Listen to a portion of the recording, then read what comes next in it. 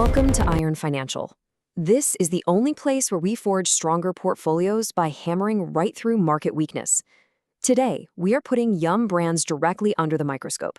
Their latest Q4 earnings just hit the wire, and honestly, the market is completely confused about what to make of it.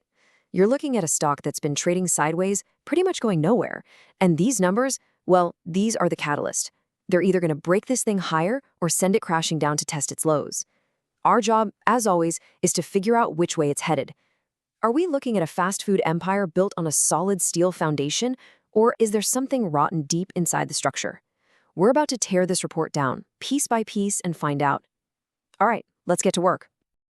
Okay, hold on. Let's just stop right there. Because right out of the gate, the headline numbers are telling two completely different, totally conflicting stories. I mean, this is the kind of report that gives investors whiplash. On one hand, you see the company is bringing in more cash than Wall Street even expected. Revenue is up over 6% to a really hefty $2.51 billion. That's a solid, undeniable beat on the top line. But then, you look at the other side of the ledger and the earnings per share, the number that actually tells you about profitability, it missed the estimates. They came in at $1.73 a share when the street was looking for $1.77. So, what does that mean? They're making more sales, but that money isn't finding its way to the bottom line as efficiently as it should. For me, that is an immediate, glaring red flag. What's causing that disconnect? Is it rising food costs, labor, or is something inside the company itself just acting as a massive drag on profits? What is the real story here? And that is the billion-dollar question, isn't it? It's exactly what we're here to figure out. See, it's never enough to just look at the surface. A revenue beat is nice, sure, but an EPS miss? That tells you there's friction somewhere in the engine. So we need to pressure test the entire structure. We're going to examine the load-bearing walls of this company, its powerhouse brands, and see if they're actually strong enough to carry the weight. But we're also going to take a magnetic particle inspector to the entire frame and look for those weak points. The tiny hairline fractures that could potentially lead to a catastrophic failure down the line. Look, this isn't just about one quarter. This is about the long-term structural integrity of Yum Brands as a real investment. So let's dive into this. And let's start with the pillars holding this whole thing up. All right, so every massive corporate structure relies on its core pillars for support. For Yum Brands, that is, without a doubt, Taco Bell and KFC. Now, these aren't just restaurants. These are global machines, meticulously engineered to generate cash. And right now, they are doing all the heavy lifting for this entire portfolio. I'm telling you, if the bull case for Yum has a leg to stand on, it is built on the bedrock of these two brands. Let's look at the numbers and see just how strong these steel beams really are. First up, the crown jewel, Taco Bell. Now, what's really fascinating about this slide is the sheer consistency of this number. For anyone new to this, same-store sales is an absolutely crucial metric. What it does is it strips out the noise from new store openings and tells you exactly how much growth is coming from your existing locations. It's a pure, unadulterated measure of brand health, and Taco Bell posted a 7% increase for the fourth quarter. But here's the thing. This wasn't a fluke. It was 7% for the full year as well. If we had a chart showing the last 4 quarters, you would see that same steady upward climb. In an economic environment where you see consumers pulling back and competition is just absolutely brutal, that is a dominant, powerful performance. This tells you Taco Bell isn't just growing, it's actively taking market share. It has a lock on its consumer base, and its marketing and product innovation are clearly firing on all cylinders. This is the primary engine of the company, a beautifully engineered growth machine that shows absolutely no signs of slowing down. And this just brilliantly illustrates the second engine. So while Taco Bell is dominating with sales growth at its existing stores, KFC is out there conquering the world with relentless, aggressive expansion. We are talking about nearly 3,000 new stores opened globally last year alone.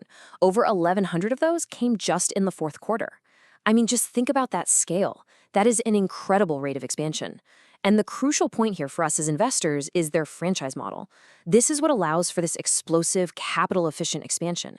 Yum Brands isn't footing the bill for all of this construction. Their franchise partners are. Yum just provides the blueprint, the brand, and collects high-margin royalty fees. It's a brilliant model that turns KFC into a true load-bearing pillar for Yum's international strategy. And, maybe more importantly, its free cash flow. Okay, I see the steel beams. I'm not blind. Taco Bell is on fire, up 8% in system sales. KFC is strong globally, up 6%. I'll give you that. You absolutely can't argue with that kind of performance from your top two players. But this chart also puts a massive, flashing neon spotlight on the problem. It is the elephant in the room, or in this case, the gaping, water-filled sinkhole in the foundation. Just look at that third bar, Pizza Hut, down a staggering 5%. That's not a rounding error. That is a significant drag that is actively canceling out the incredible work being done by the other brands. You can't just talk about the strength of the two pillars without addressing the one that is actively crumbling into dust. And let's be crystal clear about this. This isn't just some small crack. This could be a fundamental flaw in the company's entire blueprint. Pizza Hut isn't some tiny experimental brand they can just write off. It's a legacy brand with nearly 20,000 locations worldwide. So when a brand that big is declining this rapidly, you have to ask why. Is it because they're getting absolutely crushed by Domino's on delivery technology and logistics? Is it the rise of these fast casual build-your-own pizza places that appeal to a younger demographic? The pizza consumer has changed. They want speed, they want customization, and they want value. And from the looks of it, Pizza Hut is failing on all three fronts. Right now, it's acting less like a part of the portfolio and more like a boat anchor tied to the whole company, dragging it down. Let's just move to the raw data and see how this all builds up, because this is an ugly, ugly picture. The Q4 numbers are bad enough on their own. You've got system sales, that's the total sales from all stores, down 5%. Same-store sales, sales from existing locations, down 1%. But the trend is what's truly alarming here. This is not a new problem, this is a worsening problem. And now, look at the most important line here, operating profit. It was down 8% in the third quarter, and year-to-date through Q3, it was already down a whopping 14%. This brand is hemorrhaging profitability. Every single key metric is heading in the wrong direction. They are losing sales, customers are spending less at the stores they still have, and it's getting less and less profitable to even operate the business. This looks like a brand in a death spiral. And if you had any doubt at all about how serious this is, here's the smoking gun. This quote is from their own press release. When a company announces they are exploring strategic options, that is corporate code for we have a massive 5-alarm fire on our hands and we don't know how to put it out. This means everything is on the table. A potential sale for pennies on the dollar, a spin-off just to get it off their books, a massive restructuring with huge write-downs. Management has basically thrown up their hands and admitted to the world that the current strategy is a total failure. This isn't just a crack in the foundation anymore. This is the board of directors calling in a demolition crew to assess whether this whole wing of the building needs to come down. This introduces a massive cloud of uncertainty over the entire company. You've laid out the problem with Pizza Hut perfectly. The risk is real and it is significant. So the crucial question for us as investors becomes, can the rest of the structure bear that weight?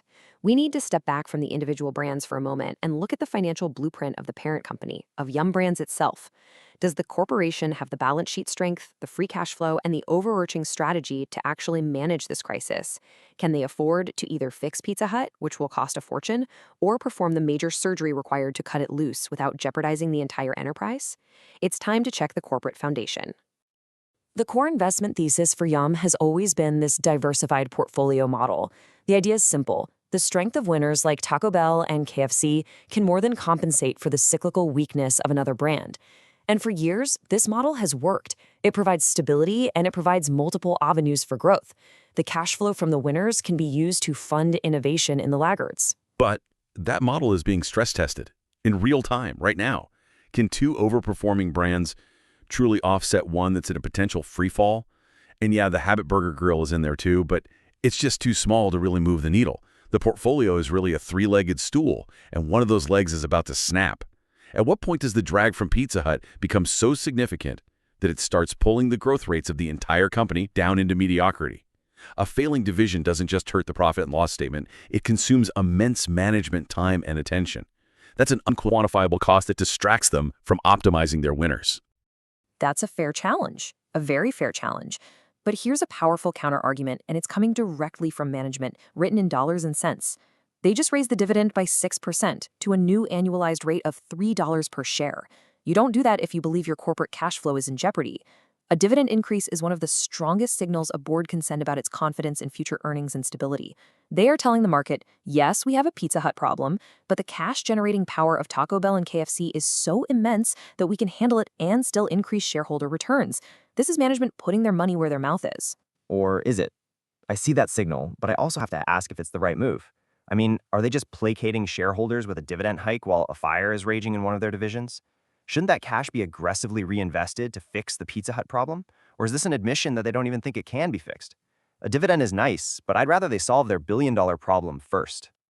And that brings me to this, their own long-term growth targets. I have to ask, how realistic is this algorithm with the Pizza Hut anchor dragging them down? They're targeting 7% system sales growth. But this quarter, the company as a whole only hit 5%, and that was with Taco Bell and KFC firing on all cylinders. That's because Pizza Hut's -5% dragged the whole average down. They're targeting at least 8% core operating profit growth, but Pizza Hut's operating profit is falling by double digits. It seems mathematically impossible to hit these ambitious targets as long as a major division is moving so aggressively in the complete opposite direction. Are these targets now just a fantasy? Is management just telling Wall Street what it wants to hear? And that brings us to the final verdict. We've seen the solid steel framework of Taco Bell and KFC, we've inspected the deep and worsening cracks in the Pizza Hut foundation, and we've reviewed the corporate blueprint, the dividend, and the growth targets. So now it's time to put it all together. For us at Iron Financial, this is where the hammer meets the metal. We need to decide if the current stock price reflects an opportunity to buy strength at a discount, or if it's a value trap for investors who are underestimating the risk. Okay, let's lay it all out on the table. The bull case is clear and it's compelling. You are buying into the absolute dominance of Taco Bell in the US market and the unstoppable global expansion engine that is KFC. These are best-in-class, A-plus assets. The company generates incredible free cash flow, which supports a growing dividend, and that capital-light franchise model is a proven, battle-tested winner. Essentially, what you're doing is buying two world-class businesses and getting a free call option on a Pizza Hut turnaround. But the bear case is just as powerful. That free call option could very easily turn out to be a massive liability. The Pizza Hut anchor is real and it is getting heavier every single quarter. It's a significant headwind to both sales and profit growth. This is what's leading to these persistent EPS misses, which tells the market that management is struggling to deliver on the bottom line. And that strategic review creates a massive cloud of uncertainty. What happens if they have to sell Pizza Hut for parts? What's the cost of a massive restructuring? The market absolutely hates uncertainty, and right now, Yum is serving it up with the side of breadsticks. So here is our verdict at Iron Financial. We see the cracks, and they are not to be ignored. They're serious. However, the structural integrity of the core business, Taco Bell and KFC, is undeniable. These brands are strong enough to support the company while it deals with its Pizza Hut problem. The announcement of a strategic review, while it creates uncertainty, is ultimately a positive step. It's an admission that the status quo isn't working, and it's a commitment to finally fixing it, one way or another. We believe this creates an opportunity. The current weakness is a chance to build a position in two world-class growth engines at a reasonable price before the Pizza Hut situation is fully resolved. For us, this is a buy. And for me, it's a cautious hold. The path forward for Pizza Hut could destroy significant shareholder value before it creates any. A messy sale or a costly turnaround could weigh on the stock for years to come. Until there's a clear, costed-out plan for that division, the risk of negative surprises remains way too high for me to recommend building a new position right now. The crucial question for every single investor watching this is this: do you believe the strength of Taco Bell and KFC is being undervalued more than the risk from Pizza Hut is being understood? The answer to that will determine if Yum Brands is a bargain or a trap. Thanks for joining us on Iron Financial.